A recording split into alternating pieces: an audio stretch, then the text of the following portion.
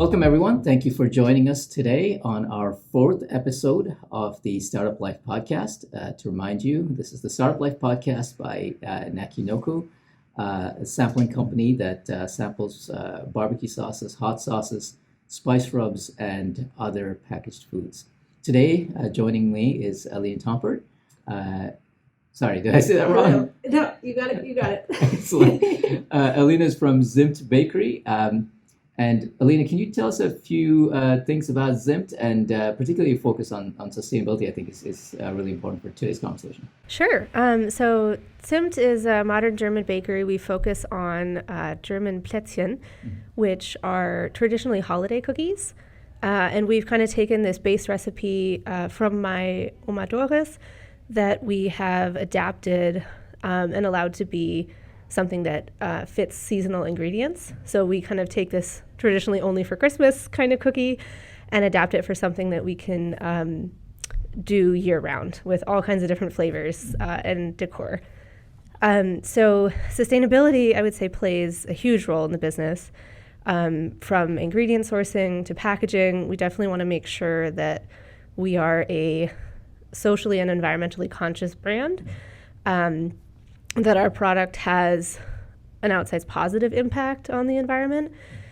So we basically seek to do everything we can to reduce our footprint through sustainable and local sourcing and efficient production in our shared kitchen space, as well as then the packaging being fully compostable. So basically along the way, we're saving energy, we're saving resources, and then whatever footprint is remaining will offset. So that makes us, all in all, a net carbon zero business. Gotcha. I think that's something that a lot of business probably have questions about. I have, so I definitely want to talk about that a little bit more. But before we go on, maybe just spending a couple of minutes on the cookie itself would be of course, it's absolutely important. You know, we just spoke about this. You know, it's important to have a business that has a mission and a purpose. Betsy Ziegler at 1871 often talks about this, but it's important that it's a business first. We still we need to make sure that what we're putting out into the world is something that adds value to people. So just about the cookie itself. Maybe talk a little bit about where it's from. Like, what's the recipe from? Your background. Were you born in Germany or? So I'm actually first generation American. I spent about half my childhood in Germany, summers, Christmases, and my Oma Doris kept her recipes pretty close to her chest. So baking was something she did prior to our arrival, and then when we arrived, there would be a whole spread of, different cakes like awaiting us, and if it was over the holidays, all the holiday cookies, like 20 different kinds, and always with some to take home. She would ship us boxes every year as well. So it was something I got to enjoy from a little bit of a distance. And then when she passed, my dad gave me her recipe booklet. So I had the chance to reconnect with her kind of on a little bit of a more spiritual level to continue her legacy through these recipes. So for years, it was something I did for friends and family, kind of just for fun, and then during the pandemic, it turned into a side gig, which now is a full-time gig, which is great. So basically, the base recipe is similar to a Linzer cookie, but it's kind of a nut-free version, so I can adapt it pretty readily with all different kinds of flavors. So it's a buttery, soft sandwich cookie with a house-made jam or some kind of spread in the middle, and then there's kind of a decorative element on top. So there's kind of endless iterations of cookie dough, spread in the middle, and decor on top that you can do different flavor combinations with. So right now, I think one of my all-time favorites is our current tea time cookies, which are infused with a citrus hibiscus tea blend and an Earl Grey lavender tea blend, two different cookies from actually another local business that we've sourced these custom tea blends from, Mer's Apothecary. So we love that kind of collab with other businesses. We get really unique flavors out of it.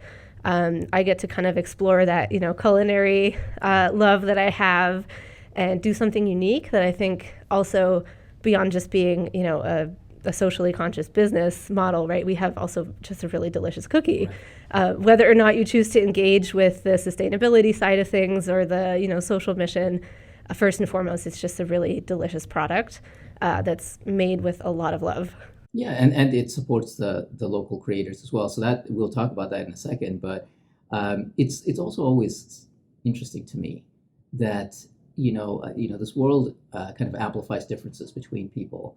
But it's interesting to me that no matter who I sit down with, there's always common points of connection. So when you talked about going back to Germany for your holidays, right? I grew up in the Middle East, but I'm Indian, so we used to go back every summer to our grandparents' house, and we would have a similar thing, like this huge spread that was made for us, and some of the foods of my youth, of my memory.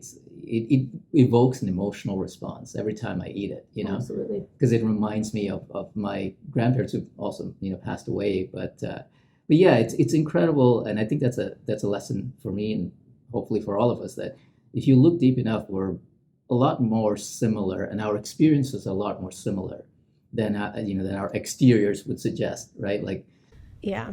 I think there's definitely something to be said there, and I think part of what I love so much about food, particularly dessert, because it's a little bit of an indulgence. It's something that you do over coffee or something at the end of your meal that kind of puts a bow on any occasion.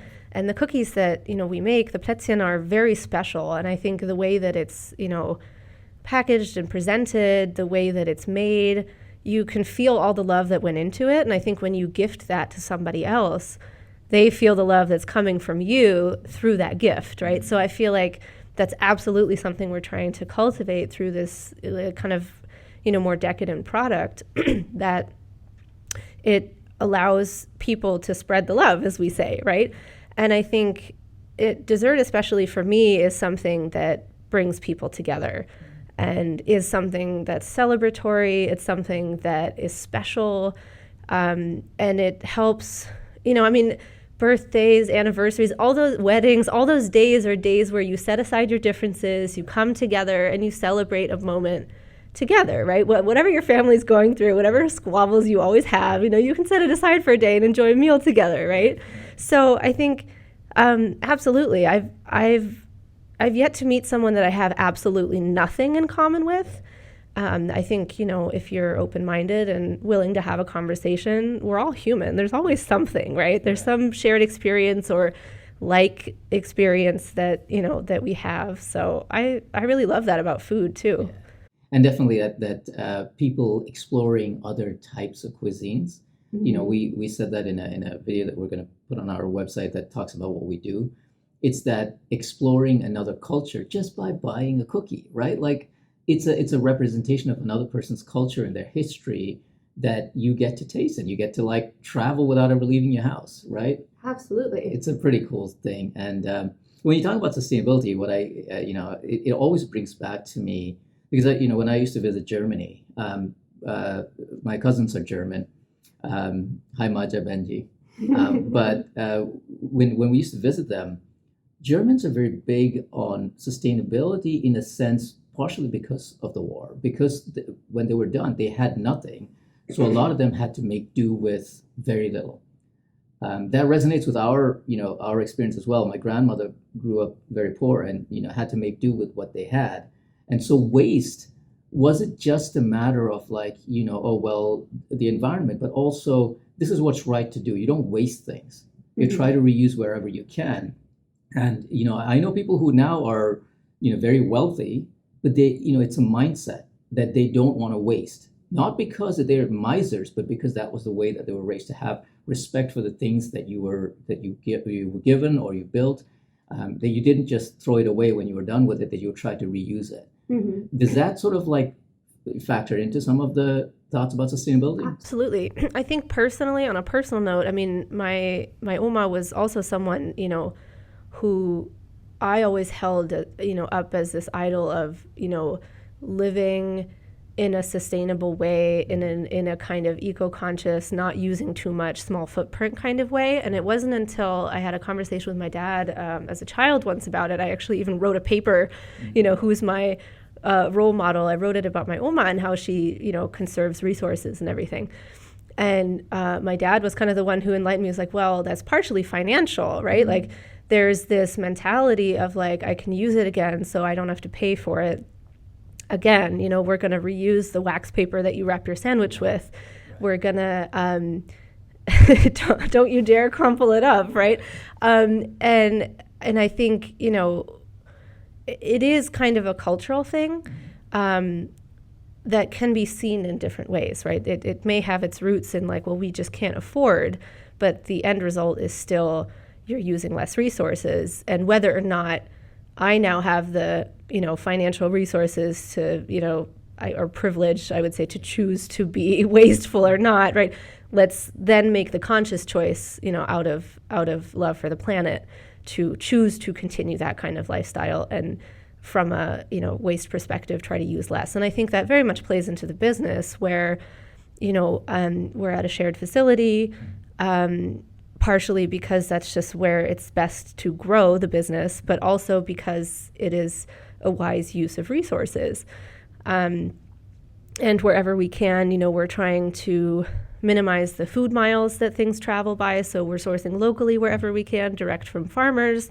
Plays into, in the kitchen, composting our food waste that's generated, eggshells and things like that, that's generated through baking, as well as, having packaging that's also compostable so that the end user is also able to kind of have a product that is not negatively impacting the environment after they've eaten it. So I think it absolutely plays into the ethos of Zimt in so many ways. And it, again, just like the recipes have their roots with my Oma Doris, I think so does that sustainability mindset. Yeah, absolutely. And that the thought process of that generation of supporting their neighbor, because, it wasn't just buy a piece, of bread from a commercial bakery. Mm-hmm. It was literally, because when I went to visit my brother-in-law, who's from France, when I went to visit his hometown, the baker was down the street. Yeah. When you bought bread from him, you're supporting him and his family and their lifestyle, right? So I think we've come into this world of consumerism where everything travels so many miles, is made in, subsistence living type factories. It doesn't make me feel like I am adding to the world. You're just a consumer. And I love the concept. I love what's happening now with people becoming more makers, more conscious of what they're doing. You don't just want to buy whatever comes from a big factory, but you want to support local creators, local bakers, local, artisans, so that what's that saying?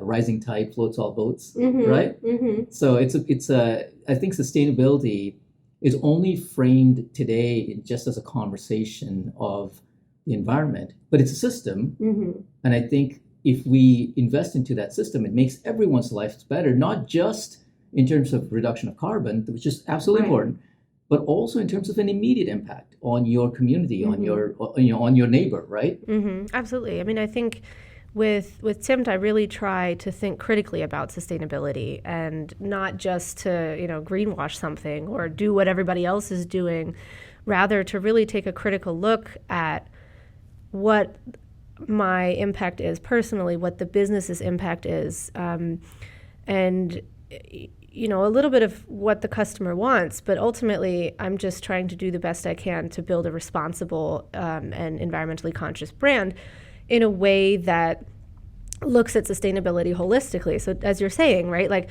if I can source flour that was grown, on an organic farm in Illinois or Wisconsin versus something that was grown, I don't know where, with mixed grains from wherever that's, non-organic and, a third of the price, what's the impact, right? And I think, so for Zimt through and through, the choice is local first, and then where things cannot be produced locally because of, the nature of the plant or whatever it might be, that you then go into organic and fair trade. Mm-hmm. So with ingredient sourcing, flour, butter, eggs can all come from local farms, pasture-raised animals, humanely treated animals, very high quality, butter, European style. So it's like slow churned in a barrel with like that old school way of doing it, not only is it a higher quality ingredient, but it's something that's supporting a local or regional farmer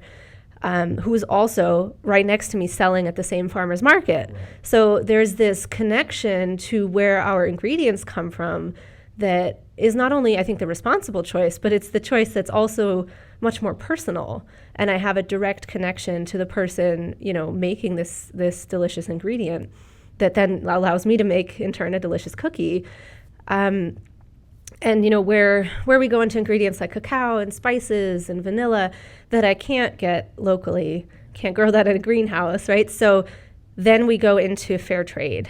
And that's really important to me, those ingredients that I still want to use to make sure that I'm not having a negative ethical, impact somewhere else in another country where I don't have a personal connection to the grower or the farmer, but I still want to make sure that I'm supporting them with a living wage, I'm giving them a fair price, and I'm getting a high quality product. Yeah. So, in that sense, we have a very unusual ingredient panel, that tells you what's organic, what's fair trade, what is pasture raised, and what's regional to the Midwest, to give the customer that cares to kind of look at the details on the back of the box.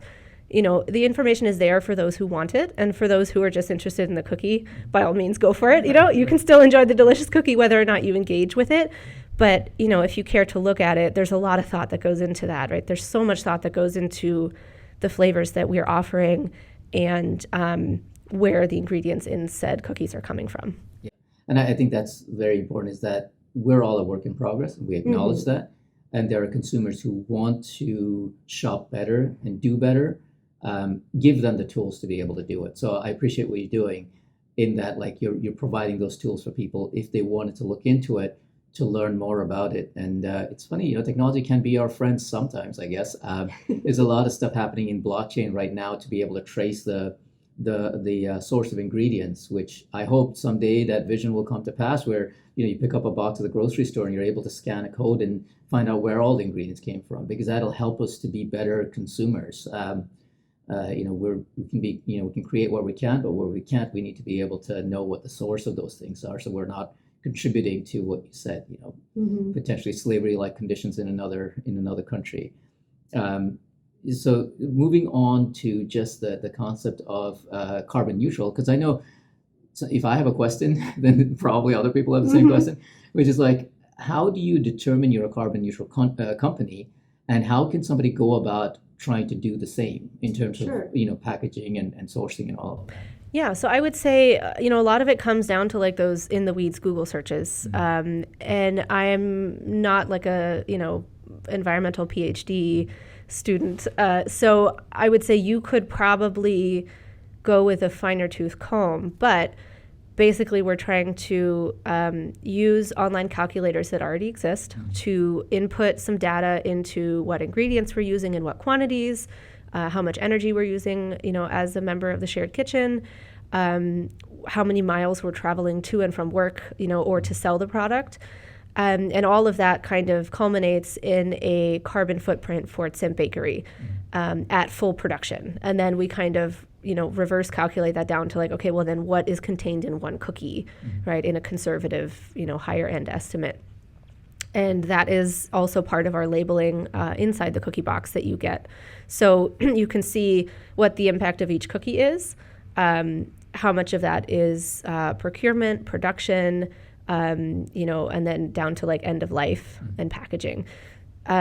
So essentially, it may not be 100% accurate. There's always room for improvement, as you said. But I think what we're trying to do is make sure that we're putting in 100% effort into being the best that we can be today and looking for ways to improve tomorrow.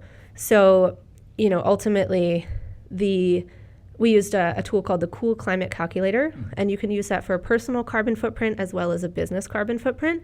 So I encourage anybody who's interested, either personally or professionally, you can go through and do this for businesses, I think in pretty much any industry, just to take a first stab at it. And then it gives you some suggestions, what are the top things that you can do to reduce said footprint. So, whether that's getting an electric vehicle or putting solar panels on your roof or flying less, whatever the number one thing might be, you can at least then move forward and be aware of those things and how you can improve, as well as kind of give you a standing, like where do you stand next to a similar business or to your other average American, or fellow countrymen. So I think that is always a good starting point.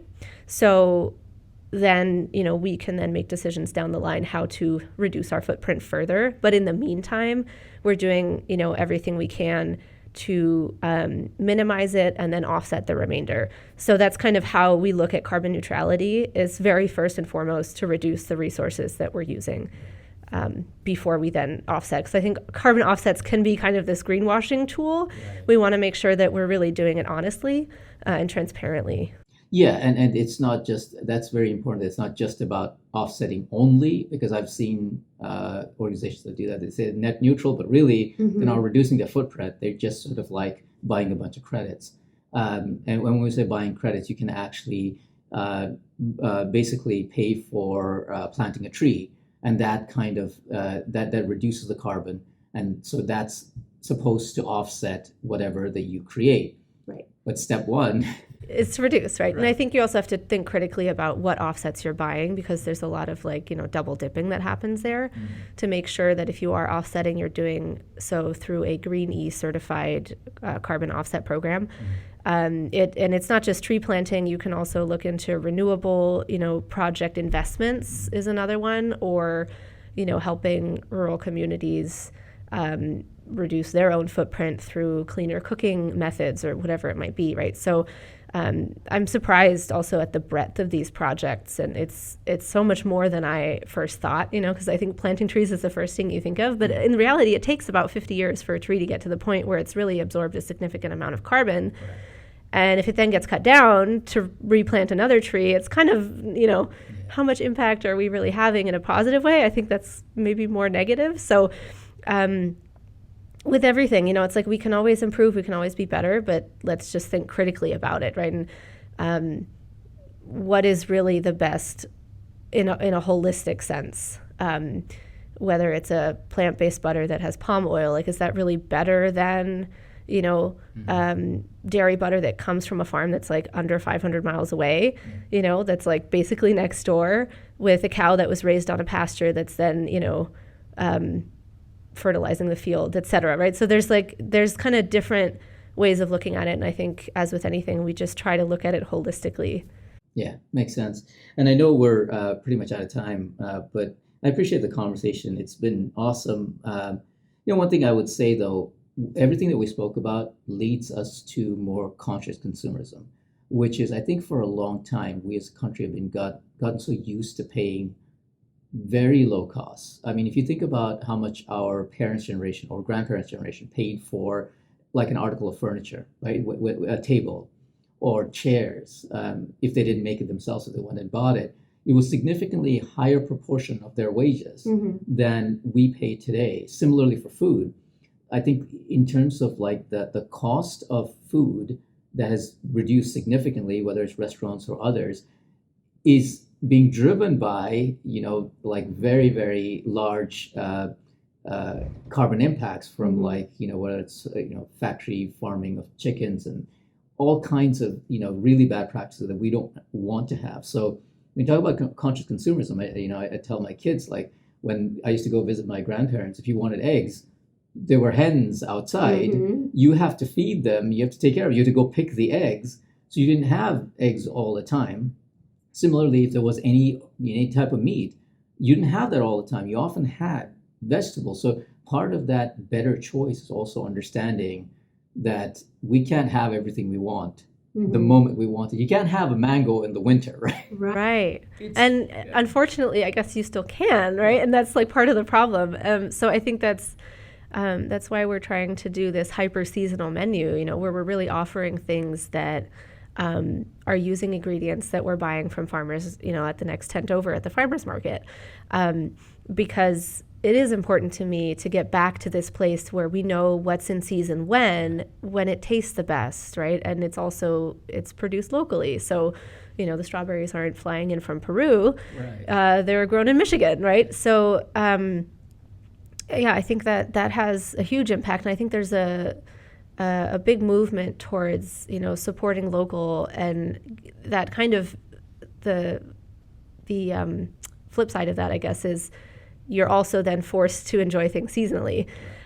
So, no, we don't have that cookie year round, but next spring, you can maybe get it again. So I think it's important, and I think it's something that I think a lot of consumers care about, which I'm happy to see, right? And I definitely have started paying a lot more attention to that as well, I would say. Like, developing a seasonal menu really pushes you like, oh, I better get that rhubarb in now because, it's really only around for 4 weeks, Right. here. And then, beyond that, I don't know where it's coming from, right?